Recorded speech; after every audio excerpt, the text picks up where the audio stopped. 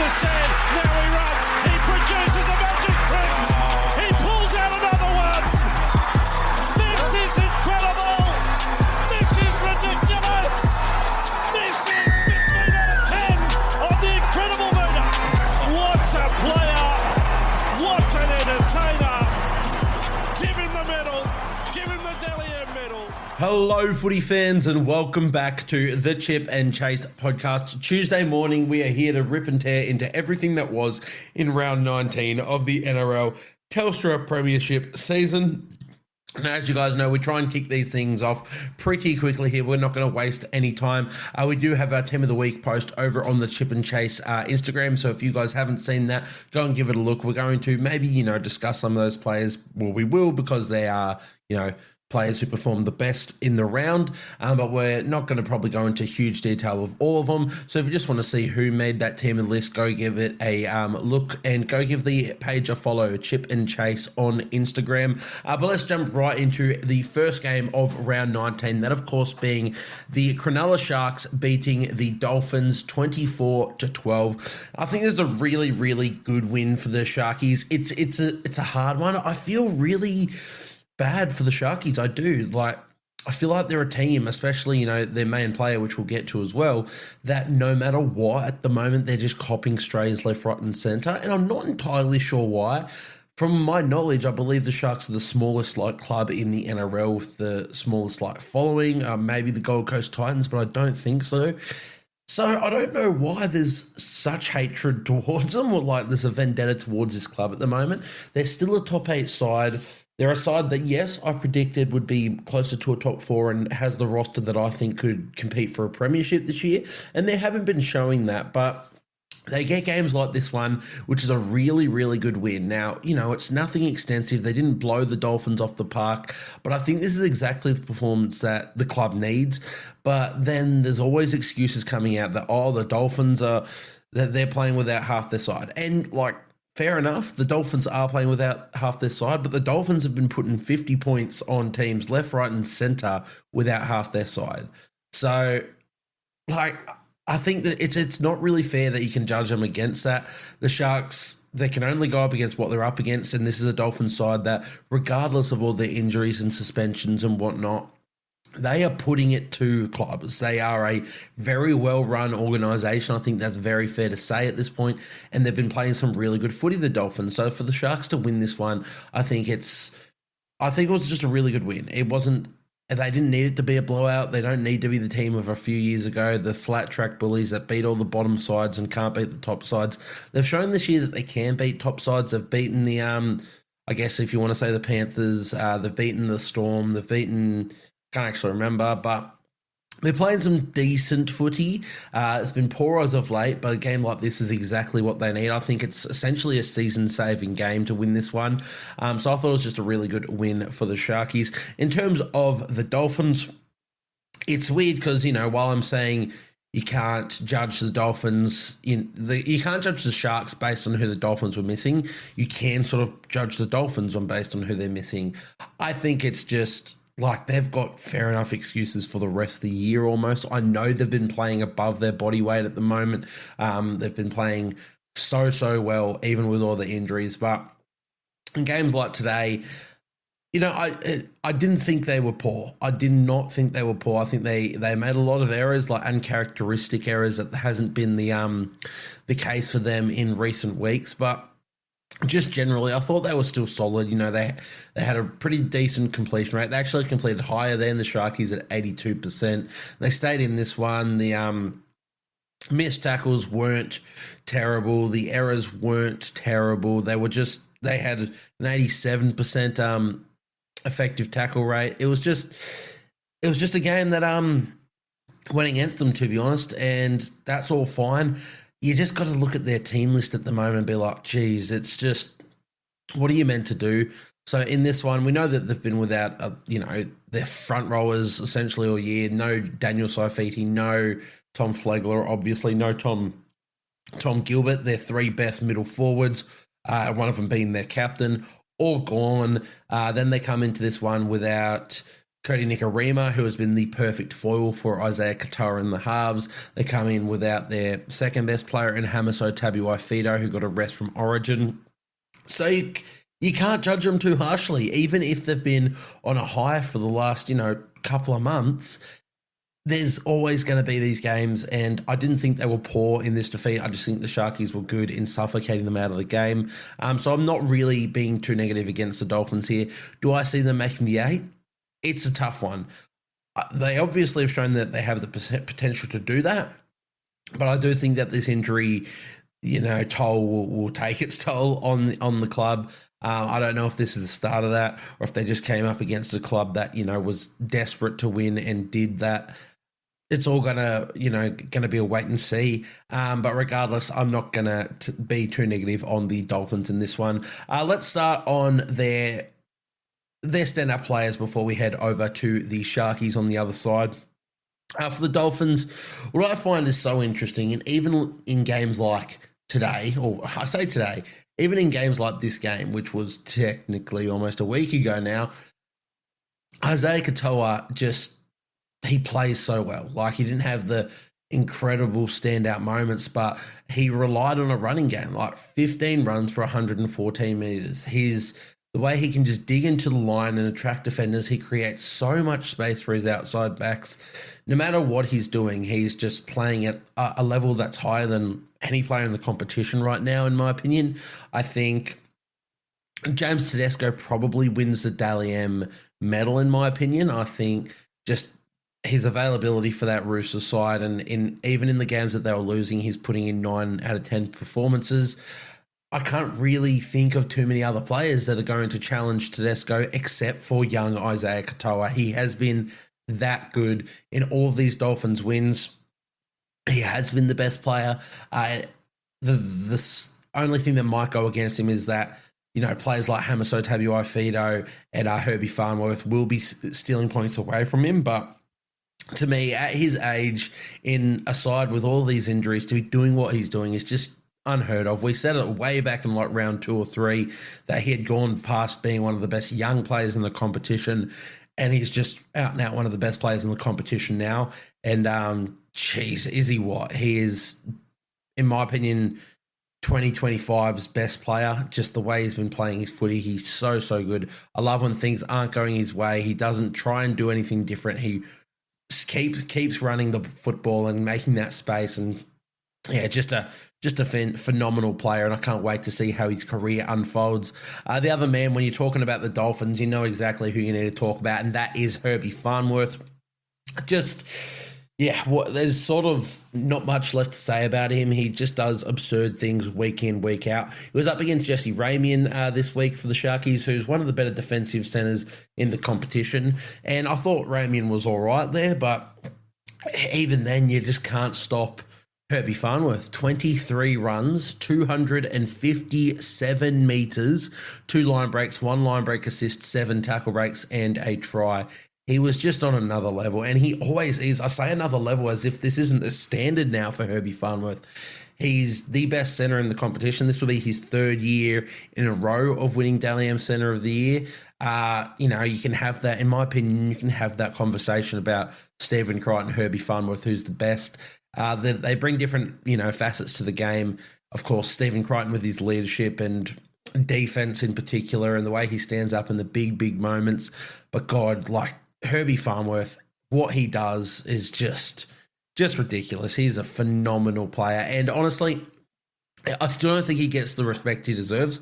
I think the fact that he's in North Queensland, or just in Queensland in general, means he doesn't get that Sydney media attention, and the fact that he's a Pommy, like, I feel like Australia, we're still a little bit behind in the fact that we don't give other nationalities their flowers as much as we should. I think, they still do that, and we're definitely good in that growing department. This is a bit side topic from football, but the media, I just don't think, gives that representation to players like Herbie Farnworth, who has been one of the best players in the comp, not just centres, one of the best players in the competition all year, and he deserves that love. Beyond that, I thought Max Vianney had his best game probably I've seen him in his career in general between the Dragons and here. Ended up in the centres. I just thought he had a really solid game, making lots of solid meters, 18 runs, 182 meters, and a try in there. 5 tackle breaks as well for Max Fiernay. Beyond that, for the Dolphins, there wasn't a huge amount to sort of talk about. A thing that you notice as well is not a single one of their forward pack made over 100 meters. It was just the outside backs. I think that comes into the Sharks keeping them relatively well contained, but it just goes to show how battered and beaten their forward pack is, the Dolphins. They're relying on a lot of players who are first graders in my opinion, but they're on the last legs of their career, or they're sort of fringe first graders with a few young talents sprinkled in, and it's just really hard to get momentum when you go up against a big Sharkies forward pack. So yeah, not too many other standouts that you can say. I thought Avarillo was pretty solid at fullback as well. I liked the look of him. Every time he goes back there, I like the look of him. When he was at the Bulldogs, I thought that was his best position. But yeah, I thought he was solid there as well. For the Sharkies, standout players, let's talk about the man of the moment, Nicho Hynes. When we talk about the Sharkies being a club that just gets, shit talked no matter what, Nicho Hynes is at the forefront of that. And I don't particularly know why. Like, he's such a likable human, a likable player, and he's not even having a terrible season. But whenever anything goes wrong for the Sharkies, it's Nicho Hynes' fault. And whenever anything goes right, it seems to, he gets no praise whatsoever. But in this game, you cannot not praise Nicho Hynes. He was terrific. He genuinely put the team on his back. The thing I liked about his performances in this one is he played with a bit of mongrel that has been I'd say the recent criticism of the Sharks just in these last, I want to say maybe 2 months, or you could say for the season if you want to do that. They're a team with a lot of talent, but they don't have that player that's like, with everything that's being said about them, let's get into them, boys. Like, let's get around me. I'm gonna play. I'm sick of hearing this crap, and we're gonna play to a higher standard. We're gonna play as if we've got something to prove, and that's what I liked. I didn't think that Nicho Hynes had that in him, and that's fine. That's not a Nicho Hynes thing. If you're, the poster boy of being a good guy, you don't have to change yourself and be a bit of a dickhead just to ramp the boys up. But not saying that Nicho Hynes played like a dickhead or was a dickhead, but he played with mongrel, he played with venom, he played with animosity. He just played with the chip on his shoulder as if all the media attention had finally gotten to him. And you could just see it from the moment he walked out on that field. He just had a different look in his eye, and he just went about this game differently. And I loved it. I couldn't be happier to see him come up with a performance like he did in this game, after being much maligned for essentially the majority of the season, and let's be honest, the majority of the last few seasons. So I thought he was incredible, Nicho Hynes. The 2 tries he did, to start the game with a try and be like, this is the level that we're playing at, and this is the level I'm playing at. Come with us if you can. And then he essentially had a hand in all 4 of the Sharkies tries. He scored another one himself, and then had the hands in the Jesse Ramian and Sione Katoa tries as well. So he was almost directly responsible for all 24 of the Sharkies' 24 points. He was so good, and I love it. As I said, for a player as great as him, and with all the flack that he cops, I want to see him have these games and just excel on the back of that. So really, really happy for Nicho Hynes. I thought he was terrific. I'll read out stats as well in case anybody missed the game. 16 runs, 132 meters, 2 line breaks, 1 line break assist, 1 try assist, and 2 tries. So ended up with 16 points. But, as I said, essentially assisted the other 2 tries as well. So he was responsible for all 24 points, if you ask me. Just great performance from Nicho Hynes.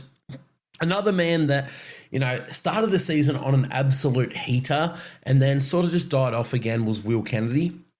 I don't think he's been poor all year. I think he's been incredible, best fullback in the competition the first few weeks. And then just fine, solid, sort of the William Kennedy that we knew. He never has a bad performance realistically, but he never has an outrageous one. And here he was coming back to a bit of really good form here. 20 runs of the football, 239 metres, using his outside backs well, which is what I think the Sharks did the best in the early parts of the season, and they sort of moved away from that a bit. But what I liked about the Sharkies early in the season was off a kick chase, their wingers would normally be straight back there as well, and William Kennedy wouldn't just, catch the ball, or a winger would catch the ball and take a hit up. They would look to instantly spread it out of their own end. The other thing that the Sharkies did, it wasn't just their wingers, but their centres would usually drop back. And I think they've lost a little bit without Kaeliro. It's this Talakai. He brings a lot to a side, but it's different areas from Kaeliro. He doesn't necessarily have the fitness to be dropping back on fifth and fourth tackles the same way the wingers do, and just making a 5-man at the back and then spreading the ball. But I like that from the Sharkies in this game. I thought they did that well. They got back to their roots a bit more, and I think it's just something that sets them apart, especially in the early parts of the competition where I thought they were, one of the better teams. So I just really like seeing that. But yeah, Will Kennedy, 20 runs, 239 metres, 3 tackle breaks and a line break. Really solid game from him. The wingers in general, Mulatalo, 16 runs, 159 metres. Sione Katoa, 21 runs, 184 metres. Of course, the try as well. And then the centres as well doing their business. Jesse Ramian, 12 runs, 133 metres, 1 line break, 3 tackle breaks and a try. And CSF Talakai, 18 runs, 197 metres, 1 line break assist, 7 tackle breaks. So just the work out of their back five was just at exactly where you need them to be. For the rest of the side, it's an interesting one because I don't think that their forward pack had to do anything crazy in this one. They just swamped the Dolphins out of the game, and then they played some football on the back of it. Thought Teague Wilton was really, really good. He's someone that he had a lot of raps coming through the grades, and I know when he came into this side, everyone talked about him as the future captain of the club, and I think he did captain the side earlier this season. So they hold him in high regard, but I've always really liked him. I like the hole he runs. I just like his body shape and just the way he goes about his footy. But there was just too many errors and too many missed tackles or defensive reads that I was like, come on, Teague. I really want him to just be the player I know he could be. And we're seeing that this year. I think, between the injuries, it sort of curtails his season. The games he actually does play, he's been really, really good, Teague Wilton. 15 runs, 139 metres, and 34 tackles from Teague Wilton. Still missed 5, but I don't recall them being all as terrible as they used to be for Teague Wilton. Britt Nikota, good. Adam Fanua-Blake, good as well. It's good to see that. That's what I'm saying about when the Sharks suffocate the Dolphins out of this game. They didn't need a huge minute performance from Adam Fanua-Blake, so he just played the 45, ran 11 times for 126 metres, and then got off the field. Like, it was just, we'll win this battle, and then I don't need to play huge minutes. The other big thing that I liked from them, though, is their bench. We've always said that the Sharks, their depth and their bench has been one of their best aspects. But Toby Rudolph, I'm sure you guys have all seen or heard it, but that play he made, where he makes the tackle at marker on the right-hand side and then comes across the field, and he's the man to sprint back and bat the ball dead before the Dolphins can ground the ball for a try. Those are the efforts that win you premierships. Not to say that, this will win the Sharkies a premiership, but that could essentially be put down to saving their season. Like, if the Dolphins score that, they've got momentum, they could go on to win this game. Instead, Toby Rudolph bats it back, the Sharks defend the set, and then they go on to win this game. And it's just, I've always been a big fan of Toby Rudolph. The Warriors signed him a couple of years ago, and he backflipped on the deal with respect. Backflip gets a really negative connotation in the game of rugby league, but yeah, that's essentially what happened. I don't hold it against him. Like, if you don't want to move to New Zealand, if you love the shy lifestyle, that's fine. But I was so excited to get him over to New Zealand. I just love the way he plays his footy. He runs hard. He runs with a lot of venom all the time. But then he has these effort area players. So I really like Toby Rudolph. He ended up playing 44 minutes off the bench, ran 12 times for 119 metres out there as well, and made 22 tackles with 0 miss. So that's the last man I wanted to shout out for the Sharkies. But yeah, just a really good win for the club. Keeps their season alive. I think they will end up making the top 8. And if they can just keep this form going for the back end of the season, they can still be a sniff at a premiership, in my opinion. Let's move over to the next game. The Sharks. The Knights going down to the Melbourne Storm, 32-14. The Storm end up winning this one. And we will be quicker on this one. I know normally I end up going quicker on later parts of the podcast, but there's not a whole lot to say here. The Knights, they've been pretty poor all year, but now you can cut them a bit of slack with their injury toll and whatnot. And I actually thought they played with a lot of grit in this one. The first half especially, they just kept turning up, and they went into halftime leading this one, didn't they?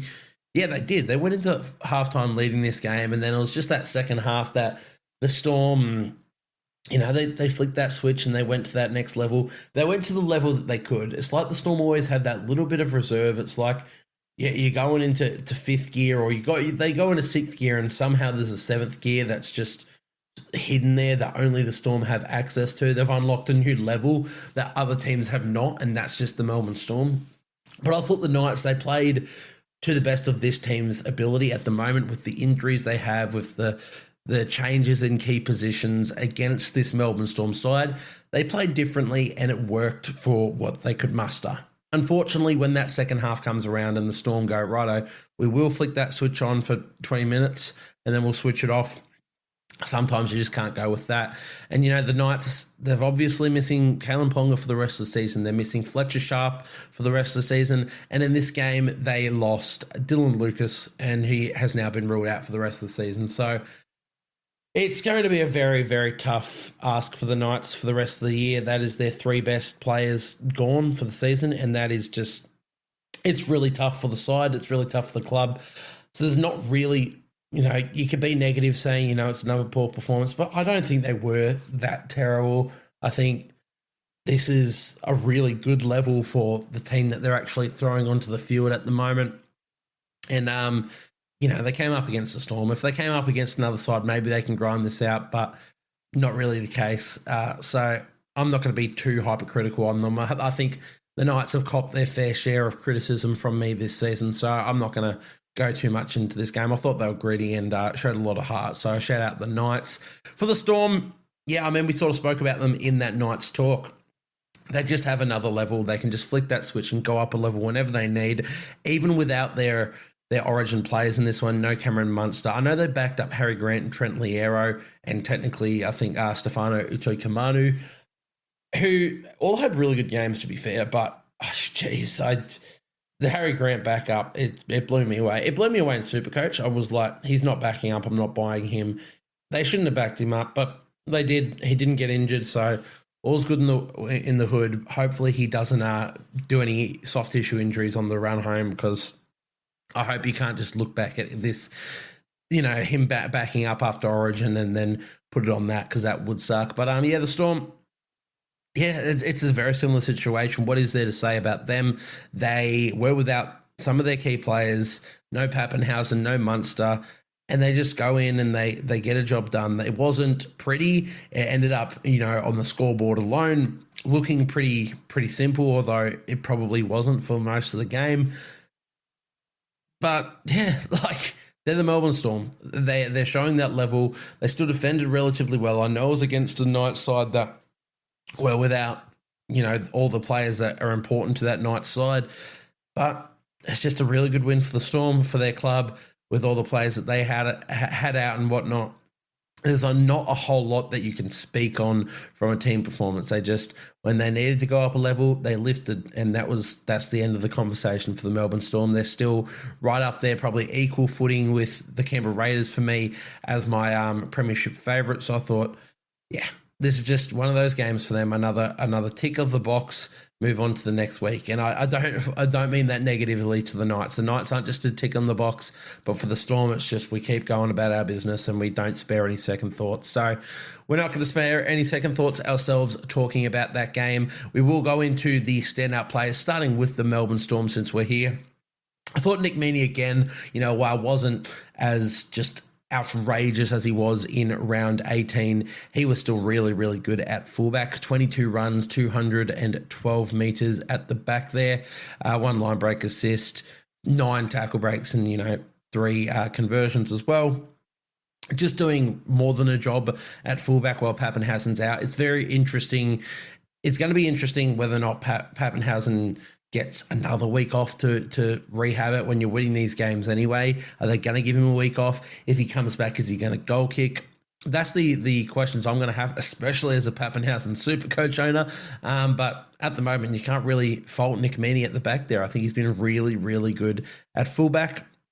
The man of the show for the Melbourne Storm in this one, and was very close to our halfback jersey in the team of the week, ended up going to Nicho Hynes for all the reasons I said in the last game. But Jerome Hughes for the Melbourne Storm, he was that man who just flicked that switch. I feel like he had the keys to do that. He had to unlock the box, lift the glass, flick that switch to go to the next level for the Melbourne Storm. And he was the man who led that. 4 try assists in this game, just coming up with weird shit, whether it's a kick, whether it's a weird lofted pass, whether it's a short ball. He could do it all. Jerome Hughes, hence why he's the Dally M winner of 2024. I thought he was really, really good. Beyond his try assists, he still ran 13 times for 118 metres. And yeah, just what could you say about Jerome Hughes? He's one of the best players in the competition. What I did like about the Storm in general, and Hughes obviously is a big part of this, but I thought they showed how a simple attacking kicking game is how you can exploit mismatches with that and how you can get into games. So, for instance, Greg Marju and Kane Bradley, that was the matchup on the right-hand wing for the Storm, left-hand wing for the Knights, whatever you want to call that. There is a 20-centimetre height difference between Kane Bradley and Greg Marju. And the Storm actually used that to their advantage. Too often do I see teams presented with these sort of aerial threats and aerial mismatches, and they just never use them. Even the Roosters with Daniel Tupou, who I think is the best leaper in the NRL, maybe Xavier Coates these days, but for me it's Tupes. I see this, all the time, and they don't do it enough. He's got a few this year, Daniel Tupou, from those kicks, which has been great, but I just don't see it enough. I think the Storm showed in this one that a simple attacking kicking game and just creating a contest between a taller player and the shorter player, it works. It's nothing special. It's not an absurd play. You just get the ball to your pinpoint kicker and put it on the head of that player and score a try off it. And I thought that they did that really well. It's something that I feel like a lot of teams don't do enough, but I thought the Storm did that really well. It was a really good game plan from them.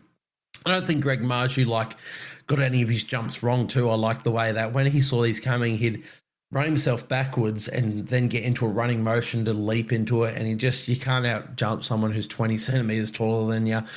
So yeah, I thought the Storm did that really well. Just goes to show that they have different game plans for every different scenario. And that was probably the big thing I really wanted to point out from them this game. Beyond Jerome Hughes, of course, the other man that you talk about each and every week for the Melbourne Storm is Eliesa Katoa. He is, when we talk about we just talked about the Dally M's in the last one. Honestly, Eli Katoa, I don't know what his Dally M points are, but he could go damn close to a Dally M medal. Because when you think about it, the Storm are winning all their games. And when has he not polled points? He's been the best back row in the comp this year. He has been one of the best players in the competition in general. And forwards, they get forgotten when you talk about Dally M medals. The only forward I've been alive to see that isn't a hooker win a Dally M medal is, of course, Jason Taumalolo in 2016. So they do get forgotten about. Will he win it? Probably not, but I reckon he'll go damn close. When we see that final Dally M ladder, he'll be up there, Eli Katoa. He's been one of the best players in the competition in general, and in this game, he was on another level again. 13 runs, 183 metres, and 2 tries, just showing that he can. Another one about that Storm kicking game, just kicking it to Katoa, finding that space there, letting him leap for it, because he's one of the best catchers in the competition as well. So, shout out Eli Katoa. Sean Bloor, solid again. I think he's been really good this season and doesn't get the plaudits because of what Katoa's doing on the other side. Stefano Utoikamanu had one of his better games backing up from Origin. Jack Howarth, late into the side, was very, very damaging with the football. 18 runs, 195 metres and 5 tackle breaks. And Trent Liero, the other man I want to sort of mention here, he made our team of the week. He did come off the bench in this one, but we put him in at that number 13 jersey, so breaking my own rules there. But he's a perfect example of just showing, coming out of an Origin series, showing exactly how Origin just elevates a player to a new level. I was very critical of his selection in the side, even his roles in the winning side. And you can't be too critical because they won the series. But this is why you can see it. He comes out of Origins a completely different player, and puts out this performance, his best performance probably in first grade in general, in my opinion. 14 runs, 130 meters from him, 7 tackle breaks, 1 line break, 33 tackles and 2 tries from Trent Liero was just absurd. And the last man I want to mention, of course, Kane Bradley with his 2 tries. So shout out Kane Bradley. For the Knights, however, we'll be pretty quick on them. There's not much to say. As I said, I thought Dane Gagai moving into fullback was the best thing to do, to let Fletcher Hunt play at centre. And Dane Gagai did exactly what you expect Dane Gagai to do there. 22 runs, 249 meters, 147 of them being kick return meters. He had 1 line break assist, 1 try assist, 6 tackle breaks. He works his dick off at 34 years old or however old he is, and just keeps coming. I am hearing that the Knights are actually going to offer him a 1-year deal now. I'd love him to take it and finish his career at this club. And God, I don't think they can lose a player like Dane Gagai. I don't really rate, respectfully, a lot of this Newcastle juniors outside backs.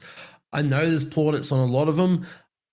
From what I've seen, I think people are seeing things a bit differently to me. I'm not seeing what you need to take that next step in the fullback for these juniors.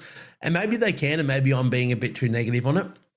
But having Dane Gagai at your club to nurture them and show them the way is still better to actually help these guys come along. And when he's putting out performance like this at fullback at the ripe old age of like 34, surely you can offer him a 1-year deal, right? He's such a good footballer, Dane Gagai. Bradman Best, I thought he was really good. I shout out Joe Chan. I thought he did a pretty admirable job of keeping him contained, because the Knights obviously had a game plan to just go at that, and as you should, to be fair, but still managed to run 17 times for 205 meters, Bradman Best. And sort of beyond that, not a huge amount to say. The one man I did want to talk about is Dominic Young. He just looks right in a Newcastle jersey, doesn't he? In Newcastle colours, the I was going to say the blue and red or the red and blue, but that's still technically Roosters colours as well. But yeah, the red and blue of Newcastle, it just suits Dominic Young. And then he has performances like this. I thought he was really, really good. He scored two of the Knights tries and then assisted the other one with that ricocheted offload that ended up in Fletcher Hunt's hands, who scored that try. But I thought he was really good. He also had that run, that chase down on Eli Katoa. And Eli Katoa, it's the other thing we forgot to say about Eli Katoa, when he took that fucking 70-meter intercept and was flying away, beating Phoenix Crossland and whatnot for pace, the big second rower. And yeah, Dominic Young was the man to chase him down. Yeah, he's right in Newcastle colours. He brings attacking flair that they need. 12 runs, 126 metres, 2 line breaks, 1 try assist, 5 tackle breaks, and 2 tries. So shout out Dominic Young. And also shout out the forward pack. It's been the criticism of the Knights this year, but they also haven't consistently been able to get their best forward back on the field. This was one of those games that they did. They had Saifiti and Thompson in the front row. They had Dill Lucas and Kai Pearce-Paul in the second row, and they had Tyson Frizzell at lock. That's their best forward starting forwards. And then they don't get to do that again because now Dill Lucas is out for the season. The one thing I did find pretty strange is the whole Phoenix Crossland back to hooker and Jaden Bradley back to the bench. I thought the recipe was clear that Jaden Bradley is the best starting hooker at the club. Whether or not he's been there next year or not is a different story. And Phoenix Crossland was really good at lock forward. I still think you could have got, like, Tyson Frizzell only played 38 minutes in the middle at lock. He could have, or even on the back row now that Dill Lucas is out. I hope what they do now is move Tyson back to that second row, put Phoenix Crossland to lock with Dylan Lucas out, and let Jaden Bradley run it at hooker, because I think that'll be their best forward pack moving forward. But yeah, I thought Saifiti, Thompson, Lucas, the entire forward pack were pretty admirable in this one, so shout out them. That's all for the Newcastle Knights, though. Let's move over to the Dragons and the Roosters game. The Roosters winning this one 31-24. And this was a really enjoyable game. I mean, how can it not be when it's just sort of back and forth, try for one team, try for the other? and going tit for tat the entire time. And there ends up being, well, it doesn't end up being, it should have ended up being the Sam Walker field goal right on halftime that separated the teams. In the end, the Roosters scored in the 77th minute through Victor Radley to bring this out to a 31-24 lead. But it's just a really enjoyable game to watch. It was coming right down to the wire. Just teams going back and forth, back and forth. It was just, yeah, I enjoyed it. And I love the fact that nobody gave the Dragons a chance in this one. And they stood up, I think, in the wake of their performances and injuries and what's being said and the coaching situation and the Kyle Flanagan situation. It's just, there's a lot going on at the Dragons, a lot of which I think is out of their control. And I just like to see them do this game, to have this game like this. Obviously, I'm a sucker for an upset, and my dad's team is the Dragons, so I would have loved to see the Dragons win it. Not to be, but the Roosters are a damn good side this year, and I thought the Dragons competed with them on every level of the football in this one. So I'm not going to be too negative on the Dragons in this one. I like that they are showing different game plans for different sides, and they're attacking a bit more left and right because their forward pack is solid, but it's very much a bunch of like sort of toilers at the moment with a lot of their young fellas injured. There's no Hamish Stewart, there's no Dylan Egan, like those sort of players. There's no Couchman brothers at the moment. So with them out, they've got toilers. They've got blokes that run hard, tackle hard, and do a job, essentially.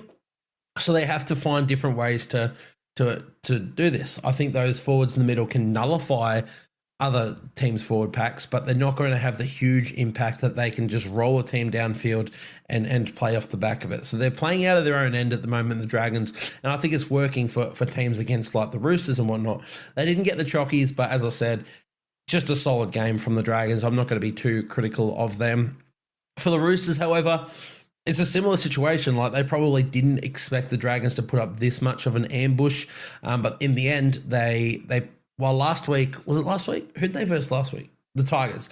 Last week, when the Tigers ambushed them, it took them too long for the Roosters to realise, shit, we're in for a bit of a shit fight here.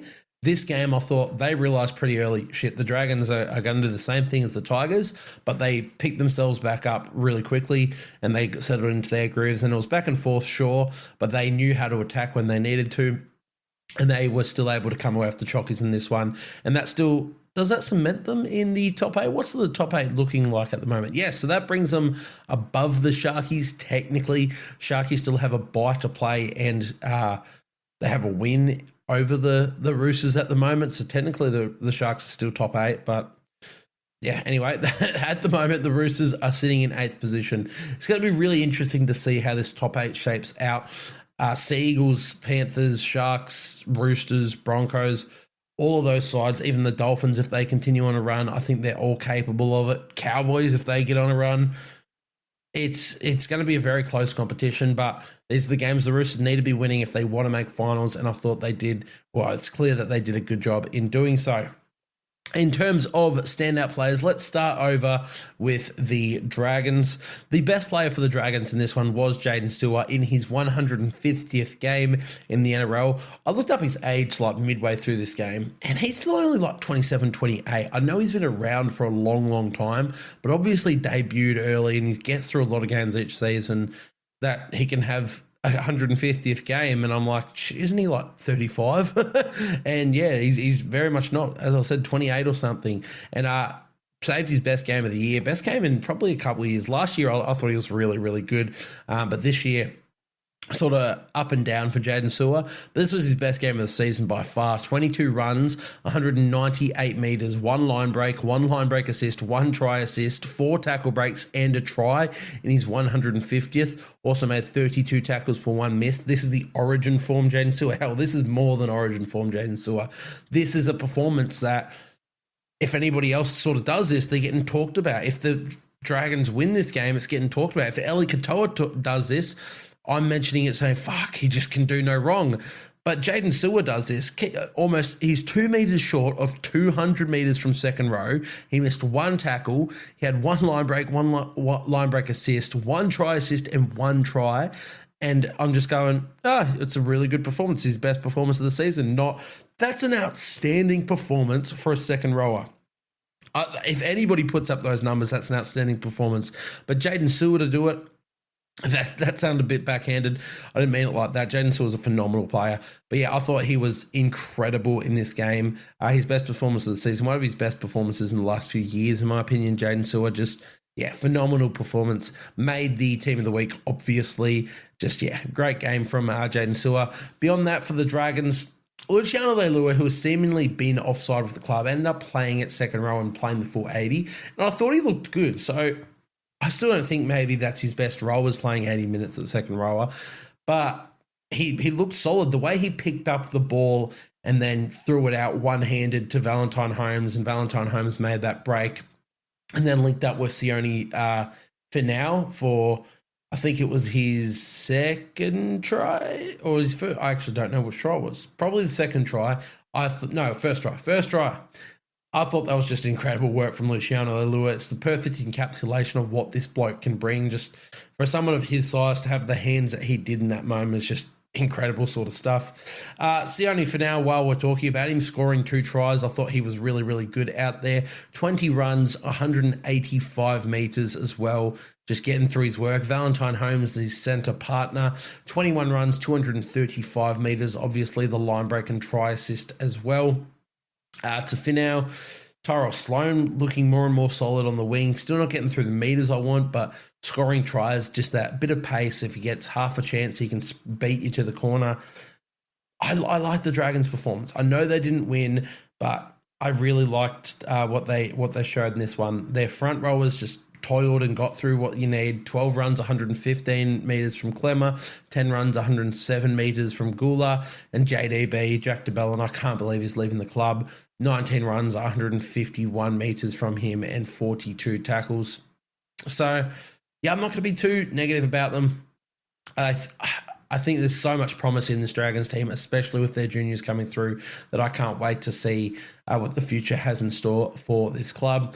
For the Roosters, look, yeah, they won. It's another win for them in terms of standout players. Billy Smith, I mean, how can it not be Billy Smith? So if you look at his stats, they're not extraordinary. I mean, they're good, but only 7 runs for 77 metres in this game, Billy Smith. But 1 line break, 2 line break assists, 2 try assists, 3 tackle breaks, and a try himself. Just being a Ferrari parked out there like Latrell Mitchell, not doing a huge amount of runs, but as soon as you get it to him, he's just doing crazy shit with it. And I thought he was really, really good.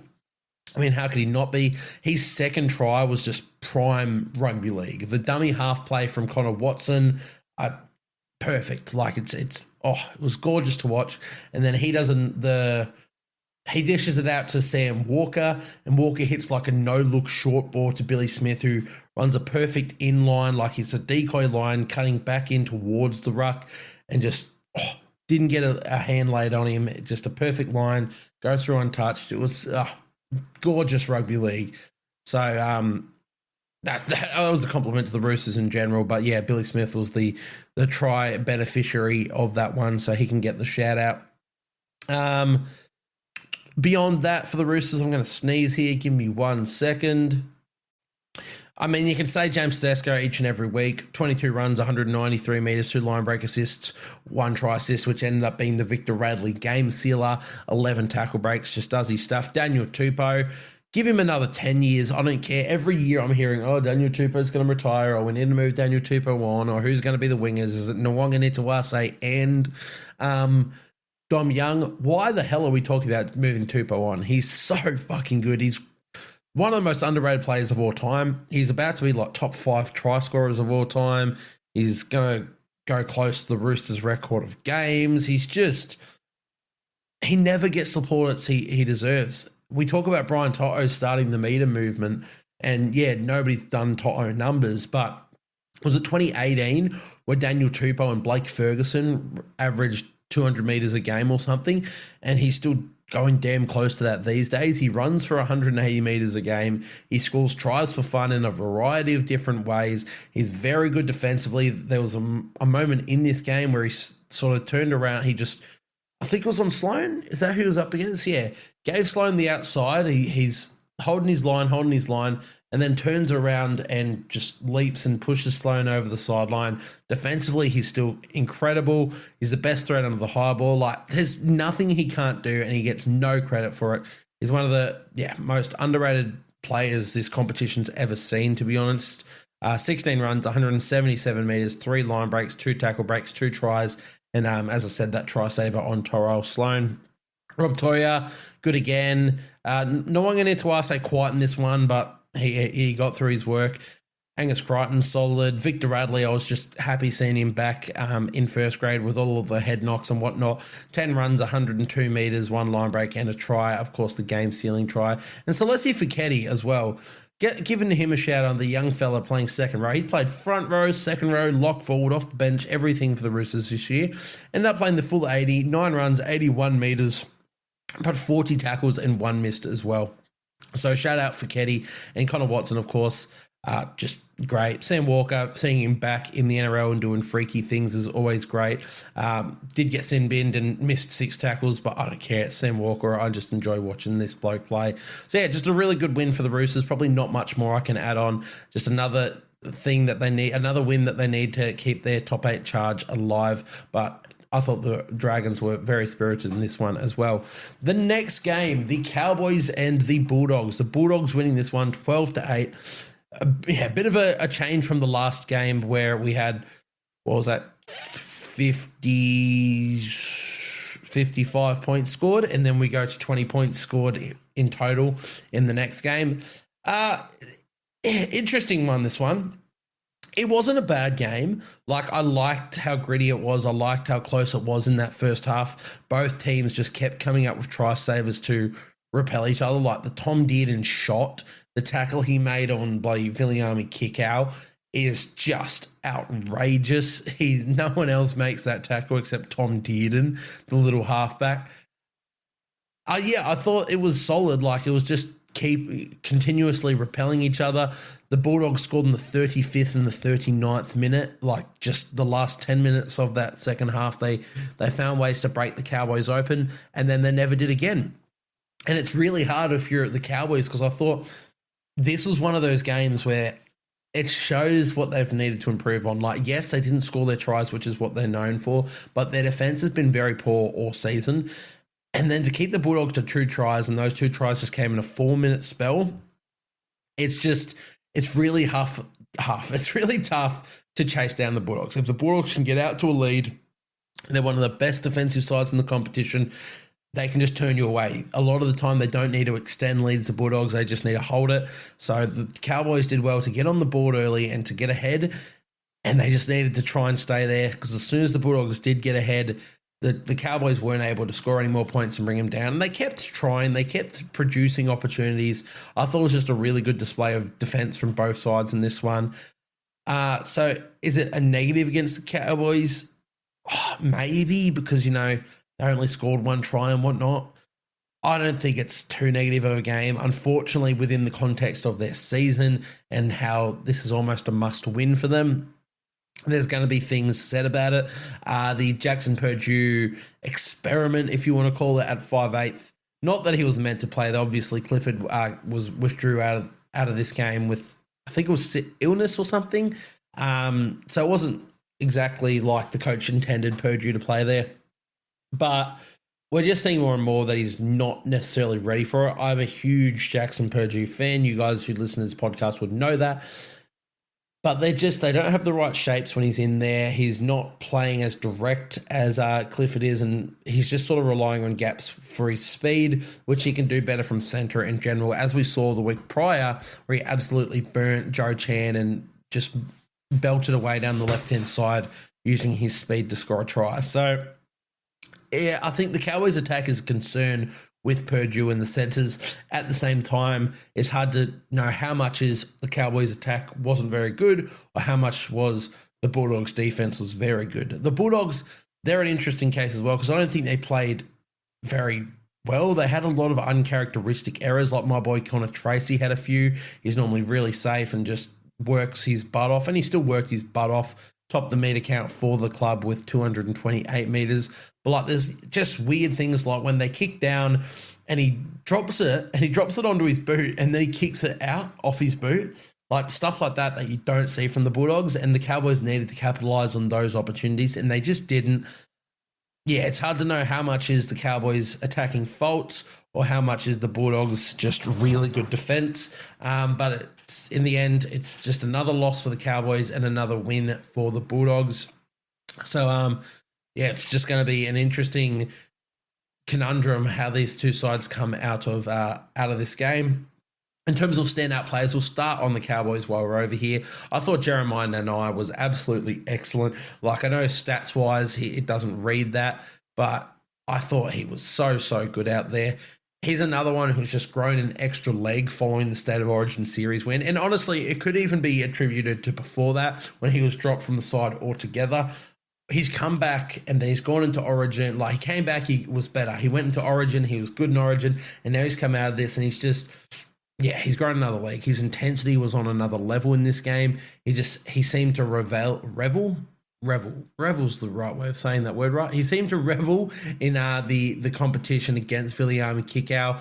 Defense has usually been Jeremiah Nanai's Achilles heel in seasons past. I thought he was terrific defensively in this game. I'm sure the stats probably have him with a few missed tackles. 39 made, 4 missed. But just the way he was sprinting up out of lines to lead that line speed to make great contact. I thought he was really good in this game. Jeremiah Nanai. Murray Talangi as well, just far out. Made so many meters in this game. It technically has him listed at centre. He wasn't playing centre, I don't believe. But 27 runs from Talangi, 257 meters, 6 tackle breaks. He's obviously been injured and whatnot around that Origin period, so couldn't push for the Origin jersey that he's sort of made his own the last few seasons. But then he comes out in games like this and you can't ask for essentially anything more from him. He was very, very good. Derby again, 23 runs, 191 meters. That's good. But how many errors was it? Another 3 handling errors from Robert Derby in this one. You can't afford it. Like, the Bulldogs, they made them pay for it as well. You cannot afford to hold Derby in the side, and he does a lot right. He does a lot of good stuff. But Braden Burns, who was brought into this side because Talangi was out, 21 runs, 182 metres, so 9 metres less, 1 line break assist, 11 tackle breaks from Braden Burns, and 1 handling error as opposed to the 3. He should be their starting winger, and as I said, Derby has some really good games in him as well and really good performances. But you need Murray Talangi at wing. You need Braden Burns as the other winger, in my opinion. So, it's just an interesting one there. What I will say about the Cowboys is I really liked their forward rotation in this one. Jordan McLean, he's not going to be at the club next year. Only played 19 minutes. Now, I can't recall if there was an injury. I don't think there was. I think it was game plan. 3 runs for 21 metres, only played 19. I'm not going to be too harsh on his numbers, but it ended up meaning there must have been an injury because there's no way Griffin Neame played 70 without an injury. Because if they did that, and fair enough, if he can punch through that's all good and well. But 16 runs, 139 metres, and 40 tackles, 4 missed for Griffin Neame, playing 70 minutes. I think he's looked really good the last couple of weeks. Thomas McKaylee off the bench, though, got 26. I still want more out of him, but in the 26 minutes, 9 runs, 95 metres, and Cohen Hess, 13 runs, 125 metres. So I think it should just be a changing of the guard very shortly for the Cowboys. I'm happy if they leave McLean in there for the rest of the season, but they need to adjust that role. I think Caden Lars is the future. I still think Griffin Neame's the future. Thomas McKaylee's got a lot left in him. Cohen Hess has still got a bit left in him. There's enough in this side, especially if Caden Lars can explode like I think he can. When we talk about that young sort of smaller forward that can just bend the line and break through and poke his nose through, and we're talking about what the Cowboys' ideal forward pack should look like. Maybe it's Caden Lars. Maybe they don't need to recruit anyone. Maybe he can just have another preseason in him. He'll be 20 by next year, and he can be that man. So it's going to be interesting what the Cowboys can do there. For the Bulldogs, it wasn't their best performance, and this is why it's really hard to get a read on either of these sides from this game. It wasn't their best performance, but they got another win. when they scored their tries, they were just able to defend it from there. And that's what I said the Bulldogs are best at. They can get out to a lead and they can just defend it and suffocate you out of the game. And they essentially did that. In terms of standout players, I want to give the debutant a huge shout out. Jethro Rinakama. He didn't end up playing the full game. I think he came off injured, or was it a sin bin? Regardless, 21 runs, 178 meters, 3 tackle breaks, 1 line break, 1 try. I thought he was really, really good. Like, just his shots and defense. He did have like one sort of error under the high ball, but mainly his defense, his runs out of his own end, his positioning on attacking plays and sweeping plays. He was the perfect depth in attack. I thought he looked really, really good on debut for the Bulldogs. Still very young too, like 19 years old, so he got a big future ahead of him, in my opinion, Jethro Rinakama. Tracy, we obviously mentioned his errors and how it was a bit of an off night for him, but what I like is when he makes those errors, he still just goes about his business and he goes to try and make it up to his teams. And he did that with 24 runs, 228 metres and 1 line break assist and 4 tackle breaks. Still was really solid in defence as well. Tawala, I thought he had one of his better games in the last couple of years. Burton was solid. Sexton doing his thing. Jacob Preston scored a try. Viliami Kikau looked unstoppable, but somehow the Cowboys kept stopping him. It was a really weird turn of events. Like, I don't think anyone else stops Viliami Kikau this game than Tom Dearden. It wasn't the Bulldogs' best performance, but it's a win nonetheless. They're firmly in the top 4, so we will be sort of leaving that game there, and it's just going to be very interesting to see where these clubs come out of this period, what this game means for their seasons. I think this is going to be, it might not look it now, but I think it's going to be a very important game in the context of these two clubs' seasons. So, yeah, just an interesting sort of game from that one. Oh, and also before we fully go off it, that Viliami Kikau, just to show how much the Bulldogs defense was is the Bulldogs' identity. The Viliami Kikau try saver on Scott Drinkwater is as good as you will see. That is Scott Drinkwater, a try that would essentially win them the game, over the line, and Kikau makes that last-ditch effort to tap the ball out of his hand while he's literally falling over the line. He's centimetres off the ground, and Kikau knocks it out of his hand. That is the Bulldogs' identity. These are big moment players from a big moment player, but this is a big moment player. Like, he revels in these huge highlight reel plays, Viliami Kikau, but people don't necessarily see his effort on effort each week. He comes up with these effort plays all the time, Kikau. So I thought that was incredible, and yeah, won the Bulldogs the game and shows a lot about their identity. So shout out to that play in particular. Let's move on to the next game. The New Zealand Warriors defeating the West Tigers 34-14.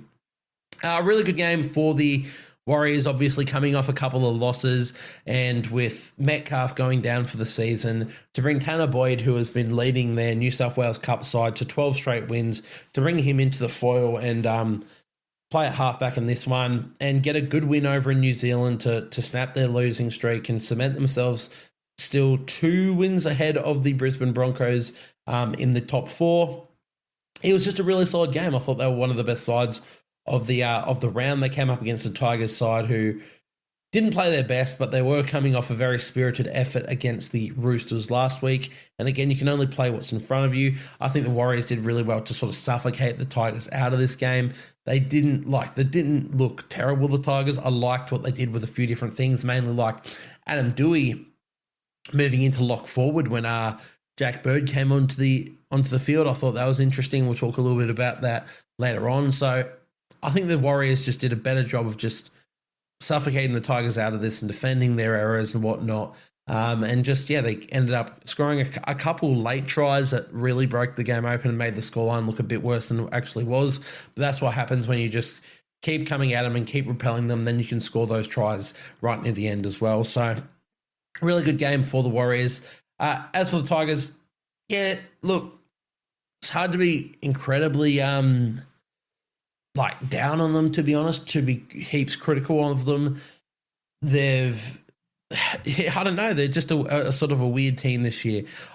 I think they've been very, very good compared to their last couple of years, but there's still growing pains there. There's still obviously signs that they're nowhere near where they need to be. I think they're still playing a bit frantically. They're still learning things. And fair enough, it's been a pretty tumultuous year with Galvin. And obviously they trained for all this different stuff with Galvin in the side for it to just get upended. And now they're playing Latu Fainu. And I still love Fainu. I didn't think, he was explosive and incredible in this game, but I still think he's the future of this club. Last week I gave the Fainu brothers a huge, huge rap. But yeah, they're still growing pains. They're still trying to find their footing. They're still without Jareem Buller as well, who I thought would have made a bit of a difference in this one. I thought he was playing some really, really good footy before his injury, Jareem Buller. So, and they had to take this one to New Zealand as well. It was a desperate Warriors side coming off 2 losses over in New Zealand. I'm not going to be hugely negative about them. Their attacking structures are looking a little bit frantic. But yeah, I don't think it's a huge blight for the West Tigers. I still think they're trending in the right direction, even in spite of this game. In terms of their standout players, let's talk about him now. Adam Doueihi, I think he was the Tigers' best in this one for what feels like the 7th week in a row. He has been so good for a number of weeks now, Adam Doueihi. I thought it was really interesting, as I said, that when Jack Bird came onto the field and who tends to jump into that lock forward role, they were like, no, okay, Jack, you're going to go play centre in Adam's role, and Doueihi, you're going to play that sort of lock forward role.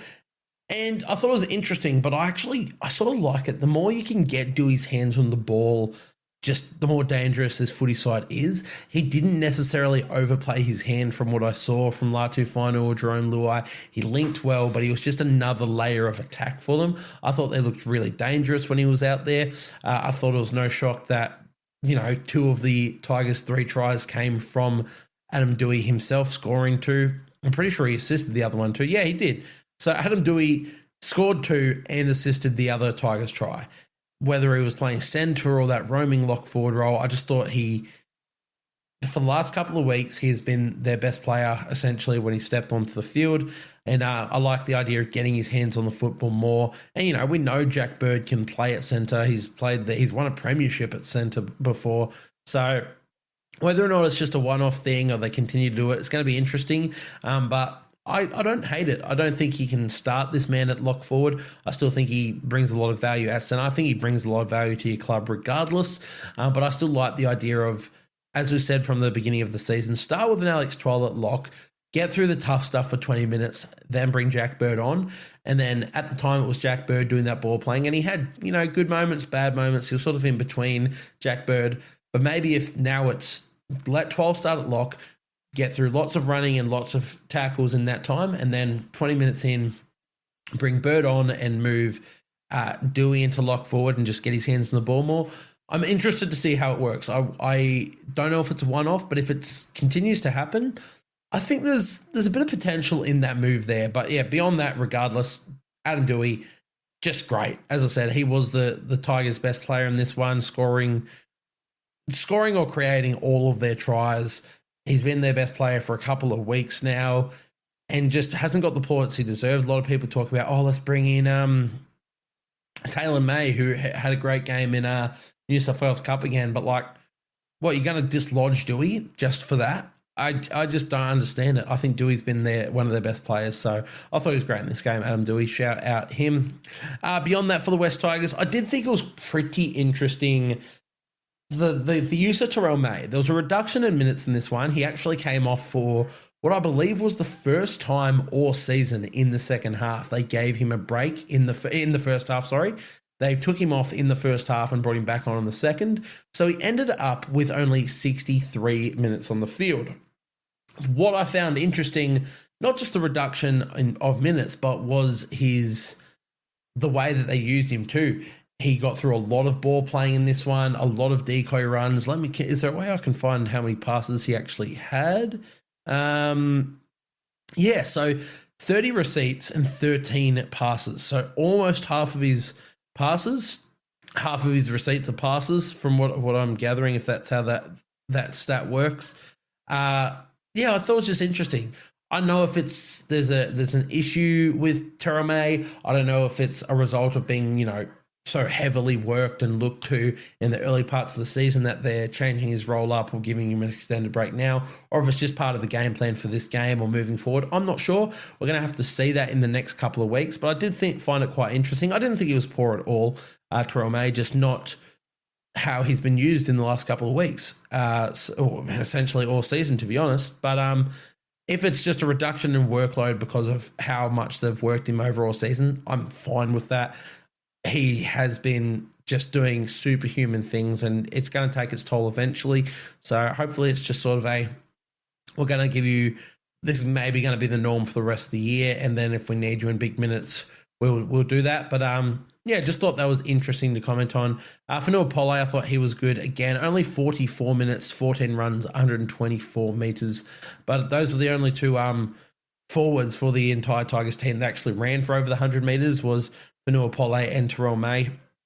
So, yeah, they need a little bit more out of the second rowers and whatnot, in my opinion. But then again, their outside backs did solid work with 134 from Skelton. Thought he did more. He was having some hard runs. 124 from Dewey, 126 from Staines, and 132 from Taruva. But again, it could just be down to the Warriors suffocating them out of the game. For the Warriors, lots of players to talk about, but I'm going to try and spitball through them all as fast as possible so I don't get accused of bias. I thought Tane Tuapiki was really, really good. I love the fact that he was like attacking to the very end of the match. Even when the side had the game wrapped up, he catches that ball, steps to the outside, makes a break down the right-hand side. Can't quite link up with Darren Watene-Zelezniak, but they end up scoring off the next play anyway. So 18 runs, 224 metres, one line break assist, one try assist, 11 tackle breaks for Tane Tuapiki. Whenever he's been asked to step into that role in first grade, he has stepped up, not just stepped in. I think he's been so good every time we've called on him and we've had to rely on him. Fullback, wing, centre, whatever he does, he just puts on a shift. He wears that jersey with pride, wears his heart on his sleeve, and I love it. Adam Pompey was good, but Darren Watene-Zelezniak, I thought had his best game of the season. I think defensively he has lacked a lot this year, and even in attack he hasn't been having those venomous runs that we've come to know and love him for. In this one I thought he was a bit better. 17 runs, 160 metres, he made 2 line breaks, 5 tackle breaks, and scored a try. Roger Tuivasa-Sheck was probably the man of the moment in this game. 24 runs from Roger, 271 metres, 2 line breaks, 4 tackle breaks from Roger Tuivasa-Sheck. Just, I love the fact that, coming out of his own end, we know what Roger can do. It's making those good metres, but he has the ability to just make a break. It's not just 15 metres because he beats the first with a step and gets a quick play the ball. Half the time he's actually making breaks out of his own end and just completely swinging momentum for his side, and that's just what Roger Tuivasa-Sheck can do. I thought he was excellent, obviously made our team of the week. Tanner Boyd settling into the halfback role. I thought he was very, very solid on debut. Dug into the line a lot. I think he had 8 line engagements, like digging deep into the line. 10 runs, 60 metres, had a try assist off a kick as well. Defended well, got bumped a few times, but I just love the way the first contact that he's putting himself into. It's pretty admirable, and I thought he was good. Chandler Harris-Tavita, his halves partner, scored a double and made team of the week as well. Jackson Ford at prop, I thought was really good. 18 runs, 165 metres, and 48 tackles from Jackson Ford. We said a few weeks ago that, when Mitch Barnett went down, that Jackson Ford is actually a very similar play. He's obviously not on the level of Mitch Barnett, but there's no reason he can't be. He's got a very similar build, very similar career trajectory, starting as sort of lock and second rower, moving into this front row rotation. They're both our little white Aussie boys in the Warriors sort of New Zealand team, and they work bloody hard. These big minutes, big meters, and big tackles. Like, he's a worker, Jackson Ford, and I see him, maybe not having the aggression and whatnot that Mitch Barnett has, and maybe there's still a couple errors that he has that Mitch Barnett doesn't have, but he can do very similar numbers. Hell, he can even punch out even better numbers. purely from attacking, like working hard. So I thought he was terrific in this game, and I'm excited to see how his career just progresses. If he can wipe out those errors, we've always said it, he can be a phenomenal player. Leka Halasima played the full 80 at second row, was incredible. 10 runs, 108 metres, 1 line break and 1 try with 3 tackle breaks. And how many tackles? 44 tackles from him. Murata Niokore as well. His runs in this one only made 8 for 82 metres, but every run that he had was with venom. I thought the Tigers did a phenomenal job of actually stopping him, because it genuinely looked like anyone who tried to hit him would dislocate a shoulder because he was running that hard. Aaron Clark, Tamari Martin, Dimitri Valmunga. I can't mention everyone, but it was just a really good all-round performance from the New Zealand Warriors. Let's move over. Or actually, let's just talk about the context of the season. As I said, this keeps them 2 wins ahead of the Brisbane Broncos. They have a soft-ish run to come home, which means, fingers crossed as a Warriors fan, we wrap up a top 4 position on the back of this performance and how we keep going. I'm interested. I'm very interested to see what we can do without Luke Metcalf and without Mitch Barnett. As I said, Metcalf was like our best player, and Tanner Boyd plays a very, very different style of football to Luke Metcalf. But I'm interested to see what we look like with this more reserved halfback in Tanner Boyd. I thought he was really good.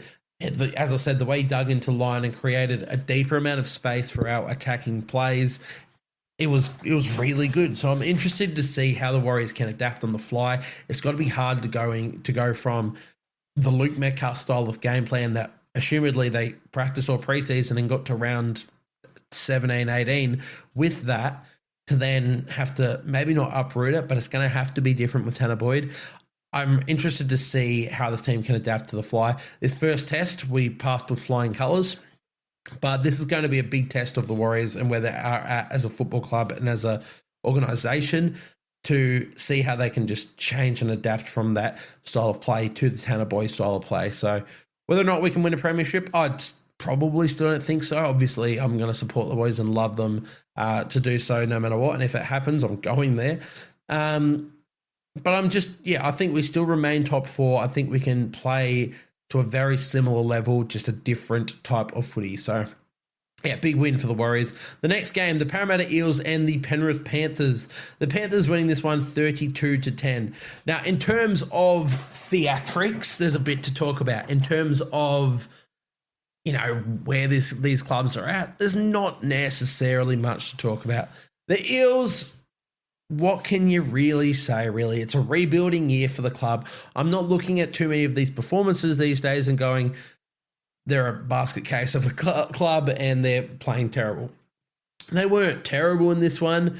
They weren't amazing, but I don't think anybody really expects them to be amazing at the moment. What they are doing, though, is they're rebuilding the club. They are making hard calls in, important positions and trying to build for the future. And, of course, the big talking point out of this one was Dylan Brown being dropped to hooker, and Joash Papali'i, or Papali, I think Joash wants to have his last name pronounced, Joash Papali, playing 5'8". Now, it's a look to the future, obviously. I like the move. I think Joash Papali is an absolute talent. We covered him last year in the Harold Matts and SG Ball Grand Finals podcast that we put up. So if you want a bit more of an insight into that, go and give that one a listen. One of my most successful podcasts. I should have done it this year. I don't know why I didn't. I like the look of it. Whether or not he's an out-and-out 5'8", I still think he's a fullback, but with how Isaiah Iongi has been playing this season and how he played in this game in particular, you can't really move him. I thought he was absolutely terrific. Now, stats-wise, it's a good game, but it's nothing extraordinary that you haven't seen done before. 20 runs, 157 metres, 8 tackles. But holy shit. You guys, if you didn't catch this game, go just watch it, because Isaiah Iongi, if you're an Eels fan, you didn't catch this game and you see the scoreline, you're like, I don't want to watch it because of the scoreline. Fair enough, but it's a perfect game to watch to see your young fellas come through. Isaiah Iongi, his efforts in sliding across in defence and making those, defensively, he was incredible. And then he'd just back up the defensive players with 2 runs the next set and then 2 runs the set after that. He's an absolute goer. This is a bit of a side note from where we were, but that's essentially just talking a bit about why Isaiah Ayongi won't be moved from fullback, because he is a freakish player, and he's got so much heart and so much effort. He's a great young player. So Joash Papali probably won't get that fullback jersey, despite the fact he's also an electric talent. He does possess skills to play 5'8". He possesses the speed, the passing game. He's got a lot of what makes a 5'8" a 5'8". So if you can start to mold him into that now and get a few games into him in first grade at the back end of this season, and then a full preseason under his belt next season in 5'8", he has so much potential, Joash Papali. Now, obviously, it didn't do a whole lot in this game. They lost the game. It says Dylan Brown started at 5'8" on the NRL thing, and Joash Papali started at hooker. It did not happen like that. And was Papali incredible at 5'8"? He was fine. Was Dylan Brown incredible at hooker? He was, not very good, but I'm not holding that against Dylan Brown, to be honest. It's not his position. It's just to see what this side can do. I did find it a little bit weird that we're moving Brown to hooker at all. Move Talon Silver to hooker and let Brown play lock forward or just anything else. I don't know. It's an interesting one for the Eels. I don't mind the look to the future and just give these reps in, and then next year we'll see how they sort of progress. But yeah, from an actual game performance, there's not much to talk about. They were fine. They were solid. And then, Nathan Cleary came onto the field and just won the game in however long he was actually on the field. 50 minutes. As soon as he came on the field, it was, righto, we'll win this game. And then he's like, see you later. So Nathan Cleary was just, he was absurd. But yeah, for the Eels, there's probably not much more to talk about. As a team performance, this doesn't mean anything. They're not looking to build anything. Your halfback had one run for 5 meter. You're technically 5'8", but was your hooker Dylan Brown had one run for 5 meters. There's not much to really look at from this game. It's just getting reps into your young boys. If you want to look at things, you want to look at Joash Papali in 5'8". You want to look at Isaiah Yongi's efforts at fullback, and you want to look at and Talon De Silva at hooker, how those players fit in. Just watch the game for those reasons. There were still good performances out there. I thought Charlie Guyman was really good at second row, 13 runs, 96 metres, and 54 tackles from Charlie Guyman. I'm a big Guyman fan. I thought their front rowers were still good. Jack Williams and Junior Paolo just doing what they usually do. And I thought, their outside backs were fine. Zach Lomax, Sean Russell, Josh Adokar, and the returning Bailey Simonson in his 100th game as well.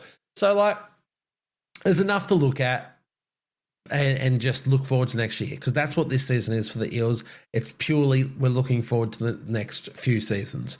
For the Panthers, there's also not a huge amount to talk about for them, because, they were without some of their origin players. They didn't back up To'o, Edwards, Martin. They did back up Yo and Cleary, but Cleary came off the bench for the first time in his career in this one. And it was a close game while he wasn't on the field. I think it was just a great contest. They lacked a lot of spark. They lacked the composure that Cleary needed to bring to the side. And when he came on, he was just showed, again, a bit of a chip of his shoulder post Origin, and how that sort of all played out for Nathan Cleary and the Blues. And then he just came on, 10 runs, 63 metres, one line break assist, 3 tackle breaks, kicked bloody well, scored a try, got off the field, sees later. In that time that he came on the field, which first half, so he came on. Wait, did they score all their tries with him on the field? Let me actually, I want to find this. Nathan Cleary, where did he come onto the field? Bear with me, guys. Interchange number 2, so the 25-minute mark. And then he came off at the, where was it? 75th minute mark. So, in that time, they scored Garner, Tungo, Alamotti, Cleary tries. They scored 4 tries with him on the field. They had only scored 1 before that, which was Tom Jenkins, and they scored 1 after it, which was just Lindsay Smith sort of barging over. So he just came on, willed his team to a win, and got off the field. So there's not much to talk about for the Panthers either. It's a big scoreline. It was just Cleary coming on and playing with the chip on his shoulder and leading his own sort of, I don't want to say reserve grade because that's not fair to these players, but decimated with injuries and restings and whatnot. Panthers side to another win for the club. So there's not much more to talk about in terms of standout players. Lindsay Smith, really good, getting his first try of the season. 20 runs, 133 metres, 23 tackles from him. Their outside backs were really good. I thought Paul Alamotti was really, really solid. Scoring a try, ended up with 12 points while he was on the field. 15 runs, 173 metres, 5 tackle breaks, a line break. It's weird that he's out of favour with the side because I still think he's a bloody good footballer and I still think he's playing better than Isaac Tungo, even though Isaac Tungo had a good game in this one with a try, 15 runs, 142 metres, line break assist, try assist and 5 tackle breaks. But yeah, I thought their outside backs were really good. Dane Laurie didn't get through his 250 metres that we know he can do, but God, he took some bloody hard balls and was just so safe at the back. There's one that he took in a contest and landed flat on his back. It was a hard contact and he was just, doing some good stuff there. So, I thought the Panthers played with a lot of heart, but in the end it was just Nathan Cleary. When he came on, he won them the game and he just got straight off the field. So I don't take a huge amount from the game from the Panthers because it's not going to be what their lineup looks like. But what you do take away is it's another win for this Panthers side. They're in the top 8. Every team should be scared of them. I know I am as a Warriors fan. Let's move into the final game of the round, the Titans and the Broncos. And honestly, we say at the end of podcasts, I tend to just go, we won't spend too long on this game. We probably won't on this one because it was a poo slinger of a game. There were 20 errors in the first half alone, which is just heaps for a full game of footy, and they did it in the first half. Let me find out how much the game ended with. I think it would have been not. Oh my God, the possession.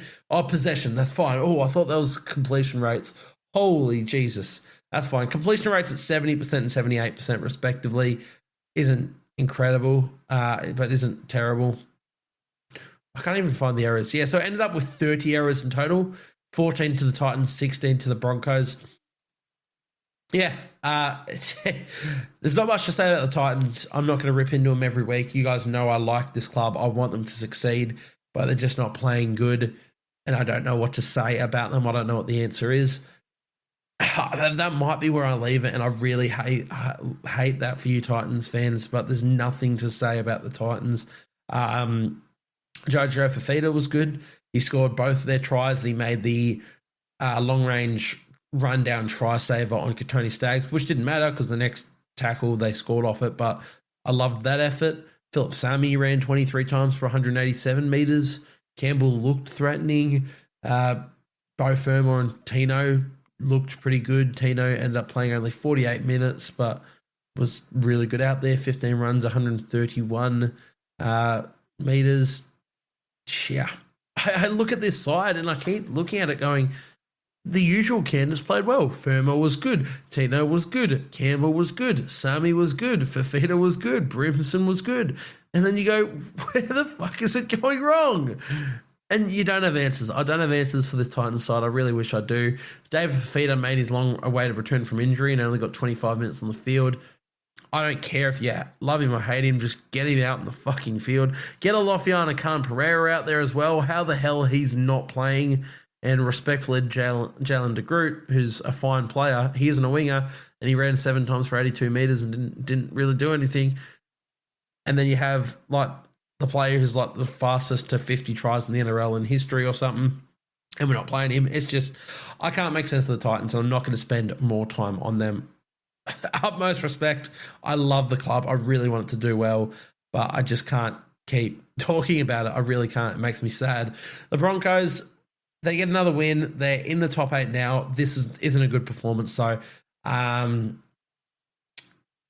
mean, it was good in that second half. Yes, there was still a fair few errors in that second half, but there were errors in field position, not just stupid errors.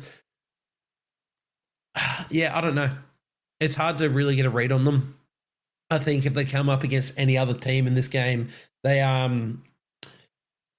get blown off the park. but they came up against the Titans. And in fairness, look, I will say one thing to the Titans. I thought their defense in the first half was pretty darn hardy. I know there was a lot of errors and whatnot, but I thought they defended really well in that first half, the Titans. It was just that second half where the Broncos got a groove on and the Titans couldn't go with them. It's not often that the Titans attack is the thing that let them down, but it really did in this one. The Broncos fed them so many opportunities and they couldn't really, capitalize on any of them. But they did repel a lot of attacking opportunities. And then, the problem was they'd go through that, they'd make all this great plays in defense, the Titans, and then you'd celebrate and be like, yes, boys, we've made this, we've turned them away, let's build off this momentum, and then they'd just make an error and give the Broncos more field position to attack. And that was sort of how it went all game for the Titans. They had a recipe there. They were building off the back of their defense, and then they just stuffed up an attack, which isn't usually how the narrative goes for the Titans, but in this game it was. So there's something I will say about them. The Broncos, it's another win. They're in the top 8. I don't know what they take away from this game. I guess they can take away that the second half was good.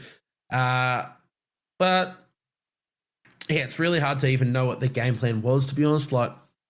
Because of all of the drop ball, it wasn't a good game to watch, and it was hard to get a read on both clubs, to be honest, especially the Broncos, who were fighting to be a top 8 side. So, in terms of standout players, there's a lot here. Tony Staggs was incredible, I thought. 17 runs, 236 metres, one line break assist. One try assist, not line break assist. 5 tackle breaks. He also made, as I said, that 80-metre runaway. Wasn't a try, it was tackled by Jojo Fafita, but then it ended up going over to the left and they score off the very next play. So you could say it's a try assist because it was Tony Staggs who did it. Reece Walsh was good he still looks hampered, but he's still just making things happen. 14 runs, 176 metres, 2 line break assists, 3 tackle breaks and a try. One of those, his try being when he just supported Tony Staggs, who made another break down the right-hand side and linked back up with Walsh, who sprinted away to score. Hit a backflip afterward for someone who cartwheel backflip for someone who is obviously a bit injured. Crazy stuff, but it's always for a good cause with Try July, so shout out there. Karapani was solid. Shibasaki was solid. Dean Mariner was solid. Ezra Mann was pretty good. He's actually been really good all season, Ezra. Adam Reynolds was much better in the second half, but pretty average in the first half. Xavier Willison, 16 runs, 168 metres. Paddy Carrigan, 20 runs, 174 metres. One thing I will say is I thought that the Broncos bench was fantastic in this one. It's actually, far out. If you look at it, 3 of their bench scored their tries. Billy Walters scored off the bench. Jack Gazieski scored off the bench when he came in to replace Brendan Piacora, who knocked himself out trying to score a try. And Ben Tolte, the player that we talked about in the preseason, he made his debut last week for the Broncos, and he scores a try in his second game, the 26-year-old. 10 runs, 111 metres for Tolte, and a try. I thought he was great, and shout out him. I just thought that their bench was really, really good. They provided the energy that the Broncos needed with all these errors and whatnot happening with the main side. It was just good to see these guys come on the field and be like, righto, let's scrap it all. This is how we're playing, and we're not going to make any errors. So I thought that was really good for the club as well. I'm sorry, there's not a whole lot more to talk about, but what you can say is that the Broncos got another win. It wasn't pretty, but what do we say about good teams? They win ugly, and the Broncos did that. They won very, very ugly in this one. I know it's against the Titans, so you can take it with a grain of salt. But there's no easy beats in the NRL. All sides can win on their day. So it's another win for the Broncos. That leaves them in 5th place. As I said, they are 2 wins, but they're 1 win behind the Warriors. They're 4 points behind the Warriors. 1 win, 1 bye behind us. So they're actually only 1. Yeah, okay, there you go. Far out. Doesn't feel like that. It feels like we've been saying the Broncos have had a very mediocre or / poor season, while we're saying the Warriors are having an amazing season, and the Broncos are 1 win away from them. So pretty crazy that. But that one will wrap us up for round 19. So we're going to do our tips for round 20. Of course, ahead of time, no team list and whatnot yet. Dolphins and Cowboys.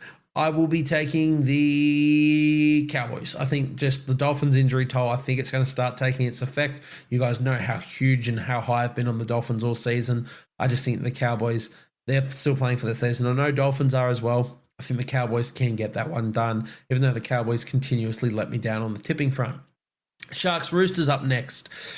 I will take the Sharkies. I'm hoping last week's performance against the Dolphins was their turning point in the season. I think they've got so much quality in their side. They're a side that I predicted for top 4 this year, and I want to see them keep making that push to the top 8. So I'm going to take the Sharkies over the Roosters in that one, but I'm not confident. Both sides are really good sides. 9th versus 8th shows where they are at this point of the season. Panthers and Rabbitohs, I'll take the Panthers. It's hard to go against them with the form that they're displaying at the moment. Although I will say, if the Rabbitohs get, a few of their troops back, obviously Mitchell's coming back. I think they get a couple forwards back or whatnot. Ewan Aitken should be back for the Rabbitohs. I think they will compete. I don't think it'll be a blowout. But I can't go against the Panthers with the form that they're in at the moment. Raiders, Eels, that's Raiders, and you don't think twice about it. Bulldogs, Dragons. I think Dragons will compete again. I just think that they've got that bit of... They've just got that identity to them at the moment. And it's going to be interesting to see what the Bulldogs do on the back of their win, but, all the Galvin stuff and whatnot. I'll still be taking the Bulldogs, but I could see a bit of value in that. I don't know what the odds are, but there's every chance I take a punt on the Dragons from a betting front. But I think I will still be tipping the Bulldogs to win that one. It's hard to go against them. Storm, Seagulls. This game's always a bit interesting, especially in Amy Park. The Seagulls seemingly always get up for this game and they make it a contest. But it's hard to tip against the Storm. As I said, they're my equal first team with the Canberra Raiders for premiers, for favourites for the premiership, I should say. So I'll tip the Storm, but Manly will probably have good value in them, and I think they can do it. They just always find a way to do it in Melbourne. West Tigers, Titans. Oh dear, I don't know. I want the Titans to win, so I'm going to tip them. Not that I like both these sides, but I want the Titans to win. So I have no faith in it at all, but I'll tip the Titans for an upset. And then Knights, Warriors, hopefully going to be at this game. So if any of you are listening to this podcast and are heading to this game, reach out and see if we can catch up at the game.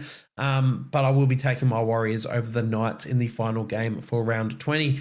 Those are my tips, and that is the review for round 19. Thank you guys for tuning into this one. If you've come this far, it means the world to me. Let me know. Swing me a DM if you're not following the Instagram, go and do so at Chip and Chase Podcast. A lot of stuff that we do over there. Obviously, we say it every week, but a lot of our content is actually on that page rather than here on the podcast itself. And of course, we can chat footy, we can chat Supercoach, we can chat general life. If you just want to talk, if you want to discuss my podcast and things that I've said, some of my posts, that's the best place to do it. So reach out, go give me a follow on the Instagram, and reach out through there.